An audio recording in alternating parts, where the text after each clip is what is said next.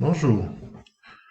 Dans cette vidéo, nous allons essayer de rendre compréhensible et simple le fonctionnement de l'intelligence artificielle. Ce sont des mots qui sont à la mode aujourd'hui et il est nécessaire de comprendre globalement comment tout ceci fonctionne pour ne pas être les analphabètes des mois à venir. Donc, je vais essayer de le rendre tout simple de compréhension, j'espère bien. Et si vous jugez que vous avez compris quelque chose, n'hésitez pas à liker la vidéo et à vous abonner pour suivre parce que je vais faire une série de vidéos sur ce sujet-là et de plus en plus on ira dans la profondeur de cette technologie. Donc, on va commencer par définir d'abord ce que c'est que l'intelligence artificielle. Je ne vais pas utiliser des mots compliqués. En fait, je vais essayer d'être vraiment superficiel. Donc, l'intelligence artificielle permet en fait aux ordinateurs d'effectuer des tâches complexes. On va rester sur cette définition simple pour que ça soit compréhensible pour toute personne. Donc, je vais utiliser une classification. Il y a plusieurs, on peut classer les intelligences artificielles de plusieurs manières, mais je vais les classer, je vais vous montrer la classification selon la méthode d'apprentissage. Parce qu'une intelligence telle qu'on appelle intelligence aujourd'hui, c'est l'homme même qui induit cette intelligence, c'est-à-dire on apprend à des systèmes de réagir de certaines manières. Donc, selon le mode d'apprentissage, on a les intelligences basées sur des règles, qu'on appelle aussi des systèmes experts. En fait, c'est des règles que l'homme a définies pour dire, si tu vois ça, si tu vois ça, réponds ceci, si tu vois ça, si tu vois ça, et que tu n'as pas ceci, tu dis autre chose. Donc, ça, c'est l'intelligence basée sur des règles. On a les intelligences basées sur les systèmes d'apprentissage simple. Quand tu rencontres ça, je te montre comment ça se passe. Si tu le rencontres, tu me dis que c'est comme ça. Là, on lui fait apprendre beaucoup de choses et il réagit selon ce qu'il a appris. Il y a la troisième catégorie qui est l'intelligence apprenante profonde, qu'on dit deep learning. Ça, elle se base sur des réseaux de neurones qu'on implémente. On va revenir un peu là-dessus tout à l'heure. Et il est plus avancé que le précédent. Je ne vais pas aller plus loin. Donc, les cas d'utilisation, c'est aujourd'hui, vous avez des voitures autonomes qui se conduisent, donc qui réagissent avec des caméras. Ils ont une vision par des caméras qui réagissent selon leur environnement et peut conduire. Il y a des IA génération de tests, ce qui est à la mode surtout maintenant, avec ChatGPT et puis DeepSeek et tout ça. Et il y a des systèmes d'intelligence génératrice d'images, de vidéos, etc. Donc, la différence entre l'ordinateur classique et les intelligences, je l'ai mis là, on va pas trop, vous allez le lire. En fait, ce qu'il faut retenir, c'est la dernière ligne dans les transformers là. Ils analysent surtout les contextes globaux et permettent de, de donner une réponse, de réagir. Donc, je parlais des réseaux de neurones. C'est en fait, on parle de réseaux de neurones. Le neurone, c'est ce qui constitue le cerveau humain. Et c'est composé de neurones et de synapses, c'est-à-dire des cellules qui sont liées entre eux par des liens comme des fils électriques qu'on appelle et les terminaisons de ces fils sont des synapses et ils communiquent entre eux. Donc l'homme a essayé de reproduire ça dans l'ordinateur et c'est pour ça que ces intelligences-là dans lesquelles on a implémenté peuvent réagir comme des hommes parce ils utilisent plusieurs couches d'informations pour pouvoir donner des réponses. Bon, je reste superficiel exprès pour ne pas encombrer votre esprit pour que vous ayez l'essentiel pour la suite. Donc, comment fonctionnent les intelligences? Aujourd'hui, on va surtout parler des génératrices, les intelligences artificielles génératrices de textes comme ChatGPT, mais même ceux qui sont génératrices de vidéos ou d'images fonctionnent pratiquement de la même manière. Euh, Quand vous voulez poser une question, quand vous voulez poser une question, vous écrivez une phrase, donc en langage naturel. Vous dites, dis-moi, quel est le pays le plus peuplé du monde? Qu'est-ce que l'ordinateur fait en ce moment? Il découpe votre phrase en plusieurs parties qu'on appelle les tokens. Donc, on dit qu'il tokenise votre information et ça lui permet après de structurer les éléments analysables.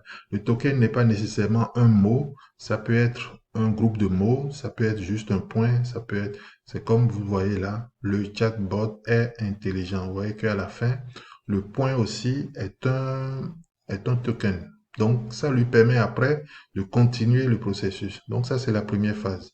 La deuxième phase, ces tokens sont vectorisés. Vous avez des mots au départ et l'objectif de la vectorisation, c'est de transformer les mots en des vecteurs numériques parce que l'ordinateur, en fait, ne sait que traiter des nombres. Des nombres. Donc, il y a plusieurs méthodes de transformation, de vectorisation.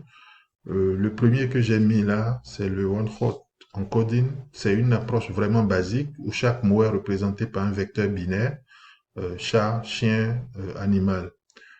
Par exemple, dans cette approche, c'est-à-dire ces mots-là, le système one-hot encoding ne capture aucune relation sémantique entre les mots. Il ne sait pas que chat et chien sont des animaux. Lui, il a mis juste des numéros pour sur ces mots-là. Donc, vous voyez qu'on a perdu de l'information. Mais ça, c'est une approche basique, c'est utilisé dans certains cas. C'est pas ça qui nous intéresse aujourd'hui. La deuxième approche, c'est le word embedding. C'est un peu plus avancé. Là, on parle de plongement de mots. Donc, on utilise le système de plongement de mots où chaque mot est transformé en un vecteur plus dense. C'est-à-dire, c'est pas juste un numéro, c'est pas binaire. On a plus d'informations dans cette transformation numérique. Et dans ce cas, vous voyez, prenez l'exemple de chat et chien. Les deux mots sont similaires. Le vecteur, c'est cet ensemble. Le vecteur, c'est l'ensemble de nombres là, 0.2, 0.8 et 0.3. Donc, ces vecteurs, par exemple, de chat et de chien, sont très proches. 0.2 est proche de 0.1, 0.8 est proche de 0.9, 0.3. Donc, vous voyez que déjà, la machine sait que si je présente chien, le mot qui est à côté de chien, si on me demande des animaux, je peux présenter chat. Donc voilà comment ce système permet de garder plus d'informations. On parle de vecteurs denses. Et les modèles qui utilisent ça, c'est au mode Word2Vect. Je pense que c'est Google qui l'a fait, et Glove et BERT, etc. sont ces mêmes systèmes qui utilisent le Word Embedding, un modèle plus avancé. Mais la révolution est venue des transformers, on les appelle les transformers. C'est une autre approche, elle est plus moderne. Elle ne se limite pas aux mots, elle prend en compte tout le contexte de la phrase. Donc, elle analyse la phrase en entière. Bien sûr, elle prend en compte les mots au départ, mais il génère un vecteur différent pour plusieurs mots et selon le contexte. Vous voyez? Donc, j'ai mis deux exemples là. La basse est un instrument de musique. Et deuxième phrase, il nageait dans une eau basse. Donc, dans les deux phrases, j'ai deux mots basses. Si on se limitait au modèle précédent, on allait avoir le même vecteur pour basse et basse. Mais ici, parce que c'est deux mots égaux, mais ici, il va considérer que basse, ici on parle de rivière et ici on parle d'un instrument de musique.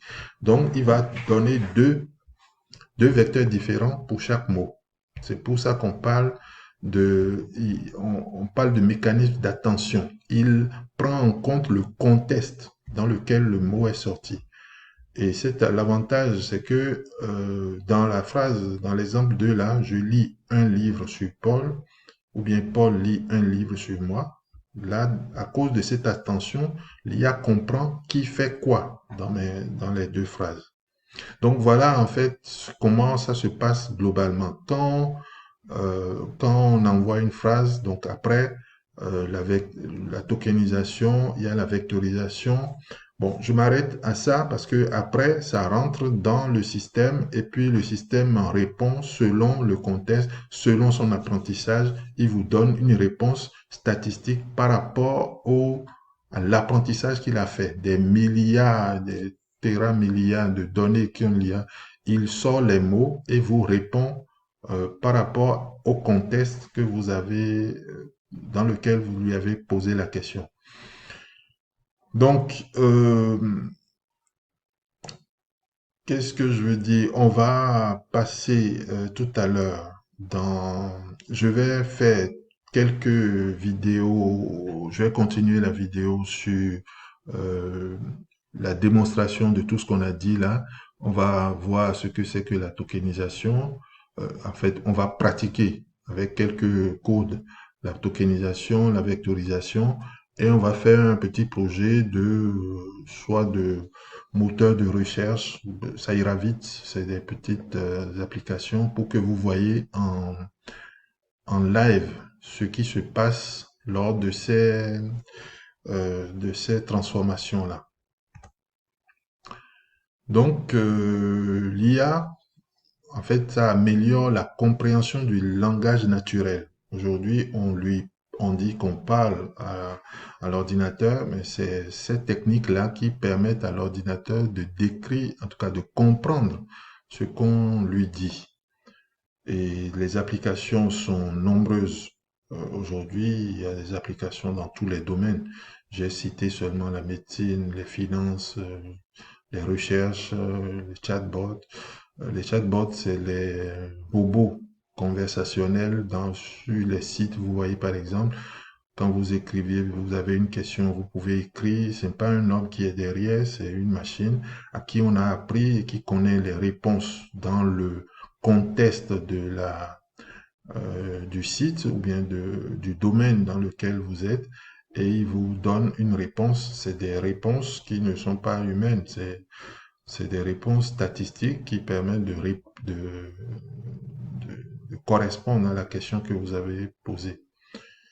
Bon, le futur, on espère que on ira vers, en tout cas, on sait qu'on ira vers les IA multimodales, multimodales et plus ou moins, on va dire, plus ou moins intelligentes. Parce qu'aujourd'hui, on parle d'intelligence artificielle. Aujourd'hui, ils ne sont pas encore, ce n'est pas de l'intelligence dans le terme intelligence tel que l'homme l'a, c'est des systèmes d'apprentissage et de réponse statistique.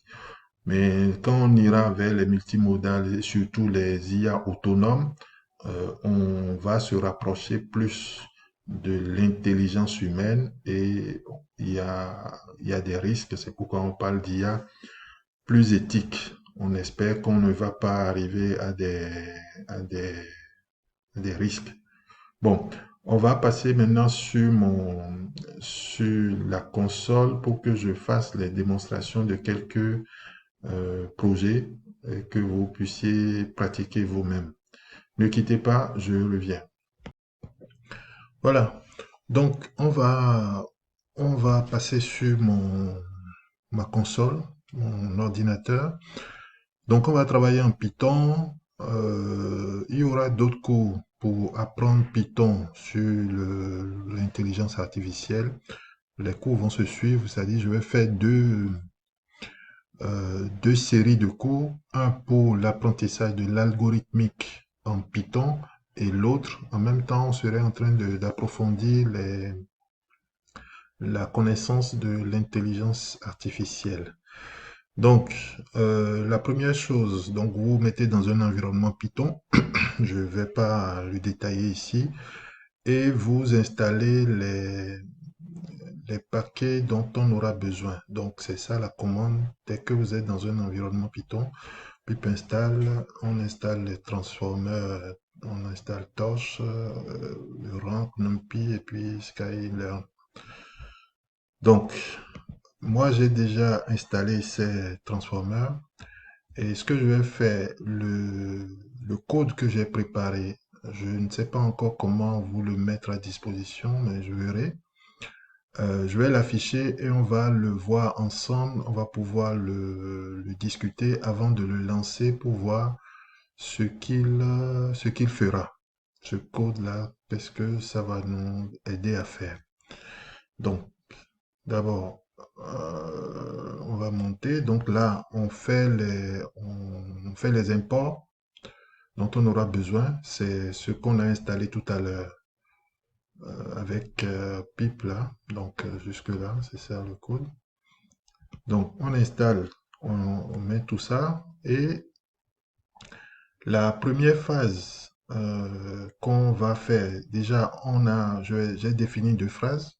On veut voir tout ce qu'on a appris tout à l'heure, on va les appliquer. Donc il y a deux phrases. After a long winter, the flowers begin to blow in spring. Et la deuxième phrase pour dire que le matelas a son ressort qui est brisé, qu'il faut le remplacer. Donc, dans les deux phrases, on a le mot spring. Donc, on va étudier comment les systèmes d'intelligence artificielle peuvent distinguer ces deux mots-là. Et on verra que dans l'un des cas, ils ne les distinguent pas en tant que tels, comme on a vu tout à l'heure, avec le contexte. Et dans l'autre cas, il va le distinguer peut-être un peu avec le contexte. Donc, on a vu ce que c'est que la tokenisation. Donc, on va d'abord afficher les, les tokens qui ont été générés pour chacune des phrases. Donc, on va voir comment le système a découpé ces deux phrases en tokens. On sait maintenant ce que c'est que les tokens. La deuxième étape, on va afficher les vecteurs. On va afficher les vecteurs. On va pas utiliser les modèles qu'on a étudié là, que j'ai présenté, mais on va étudier ce modèle-ci qui est plus léger. Et ça permettra de montrer le poids de chacun des mots Spring dans chacune des phrases. Donc, on va les afficher. C'est là qu'on les affiche. Donc, selon la phrase, le mot Spring, on va afficher son poids. Donc, on verra que les poids sont pratiquement similaires parce que le modèle qu'on a utilisé permet, en prenant en compte l'ensemble de la phrase, vous allez lire, en fait, c'est ce que j'ai mis là, c'est une mesure statistique qui évalue l'importance d'un mot dans un document relativement à un corpus de documents. Donc, il prend en compte les deux documents et il voit leur poids. Globalement, c'est ça. Donc, on va afficher les deux mots Spring et après, on va faire de l'embedding, c'est-à-dire euh, on va aller étudier le mot en profondeur avec plus de plus d'attention, comme on a dit tout à l'heure, et on verra que les deux mots auront des vecteurs qui sont vraiment, on va pas dire similaires, ils seront très différents et on va les afficher. En tout cas, on va afficher une version tronquée parce que on verra tout à l'heure. Et finalement, on va comparer ces vecteurs-là pour voir qu'ils sont différents. On va utiliser le cosinus pour pouvoir comparer ces vecteurs et voir que ces vecteurs ne sont pas similaires, bien que les mots soient identiques, comme ils sont dans deux phrases différentes, leur sens, puisque c'est ça que le embedding permet de faire, il prend en compte le contexte, donc les sens, on verra que les deux les deux mots sont quand même très différents dans les deux phrases. Donc, je vais lancer la commande. Tout ça, je vais j'ai déjà fait l'installation, j'ai déjà fait les imports parce que les imports prennent quand même un peu de temps. Je suis dans une machine virtuelle Linux, donc c'est un peu lourd à faire en live. Donc vous le ferez et vous verrez ce que ça va donner. Je vais sortir de là et donc je vais lancer la commande. Donc j'ai appelé mon Python qui est dans mon environnement virtuel.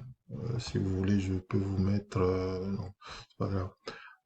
Donc j'appelle sur le fichier le script que j'ai préparé là, et il va nous afficher les choses et on va les commenter rapidement. Ça prend son temps, voilà. Donc, c'est ce que je viens de dire, c'est ce que j'ai expliqué. Donc, les tokens générés pour chaque phrase. Donc, la première phrase, il a mis des tokens, donc les guillemets au début sont pris en compte. After, donc là, c'est vraiment des mots qu'il a pris comme des tokens, jusqu'au point. Vous voyez? Et pareil pour la phrase 2, il a pris les mots. Les deux phrases n'ayant pas les mêmes longueurs, les choses sont différentes. Et donc, il a comparé les mots Spring dans la première et dans la deuxième phrase. Et c'est ce que je vous disais, les poids de ces mots sont un peu différents.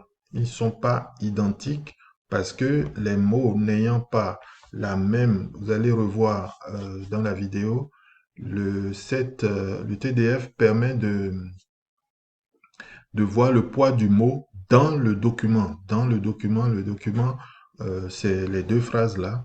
Donc, il les a différenciés, mais il ne sait pas ce que ça veut dire spring dans la première phrase, ni spring dans la deuxième phrase. Il sait que c'est deux mots qui sont dans un document, deux mots qui sont dans un document et qui ne sont pas à la même place, je vais dire ça comme ça, ils ne sont pas à la même place et qui n'ont pas les mêmes poids. Donc voilà. Après, quand on fait l'étude en profondeur, donc le embedding, on a d'autres informations. Là, il a trouvé par exemple la dimension les vecteurs embedding. La dimension, vous voyez que c'est 768. Ça veut dire qu'on a un ensemble vraiment de plusieurs centaines de chiffres, de chiffres comme ça. Donc, j'ai affiché donc le vecteur, mais vous voyez, j'ai mis que c'est tronqué parce qu'on ne peut pas, ce serait très long d'afficher tout. Vous voyez déjà que au début, les deux mots dans les deux phrases sont quand même assez différents. Les éléments qui composent ces vecteurs-là ne sont pas similaires. Vous voyez, c'est dans cette dimension-là qu'il prend en compte le sens, le contexte de chaque mot dans chaque phrase. C'est pour ça qu'il sait que Spring dans la deuxième phrase n'est pas exactement la même chose. Et quand on voit la similarité, vous voyez, elles sont pas identiques. La similarité de Spring dans les deux phrases est pratiquement à 0,4. Si c'était à 1, ça veut dire que les deux phrases sont identiques. Les deux mots sont identiques dans les deux phrases, ce qui n'est pas le cas. La similarité, je vous ai dit que c'est le cosinus qu'on a utilisé, le cosinus des deux vecteurs Spring dans les deux embeddings là. C'est leur cosinus qu'on a comparé. Donc, vous voyez, ils sont différents. Donc, voilà. Je vais voir comment vous mettre à disposition le code pour faire ça, pour expérimenter. N'hésitez pas à me demander par mail ou bien faites un commentaire pour le demander. C'est avec plaisir que je vais vous l'envoyer. Et si vous aimez ce contenu, dites-moi comment vous le souhaitez, comment je vous souhaitez que je vous le présente. Et ce serait avec plaisir que je vais m'adapter. Je m'essaye à transmettre comme ça. Donc, n'hésitez pas, likez la vidéo et abonnez-vous pour recevoir mes prochaines vidéos. Je vous remercie bien et à bientôt. On a le prochain sera à peu près dans 4 jours. La prochaine vidéo sera à peu près dans 4 jours et ce serait toujours dans l'intelligence artificielle. On va aller un peu plus loin. À bientôt. Merci.